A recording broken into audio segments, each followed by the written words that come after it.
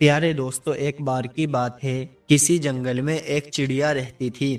वे चिड़िया बहुत ज्यादा परेशान थी क्योंकि बारिश का मौसम शुरू होने वाला था। इसलिए अपने बच्चों के लिए घोंसला बनाना था, जिसके लिए वे एक अच्छे से पेड़ की तलाश कर रही थी। तो एक बार जब वे पेड़ की तलाश में जंगल से गुजर रही थी तो उसे नदी के किनारे पर दो पेड़ दिखाई देते हैं। वे चिड़िया पहले पेड़ के पास जाती है और उसे कहती है कि ए पेड़, तुम्हें पता है कि बारिश का मौसम शुरू होने वाला है, तो क्या मैं अपने बच्चों के लिए तुम्हारी टहनियों पर घोंसला बना सकती हूँ। चिड़िया की सारी बात सुनने के बाद पहला पेड़ उसे अपनी टहनियों पर घोंसला बनाने के लिए मना कर देता है। फिर वे चिड़िया दूसरे पेड़ के पास जाती है और वे दूसरे पेड़ से भी कहती है, क्या मैं तुम्हारी टहनियों पर अपने बच्चों के लिए घोंसला बना सकती हूँ। दूसरा पेड़ चिड़िया को घोंसला बनाने के लिए हाँ कह देता है। तभी चिड़िया खुशी खुशी अपने बच्चों के लिए दूसरे पेड़ पर अपना घोंसला बनाना शुरू कर देती है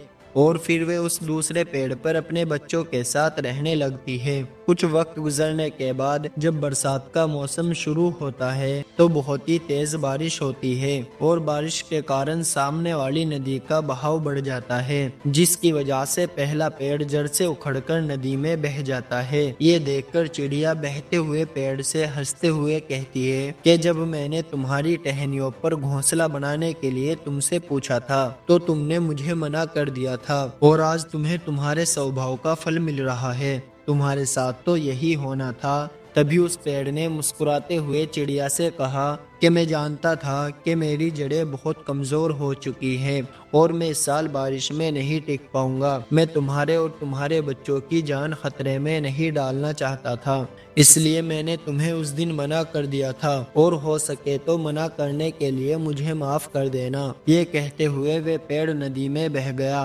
प्यारे दोस्तों, इस कहानी से हमें ये सीख मिलती है कि किसी के इनकार को उसकी कठोरता मत समझिए।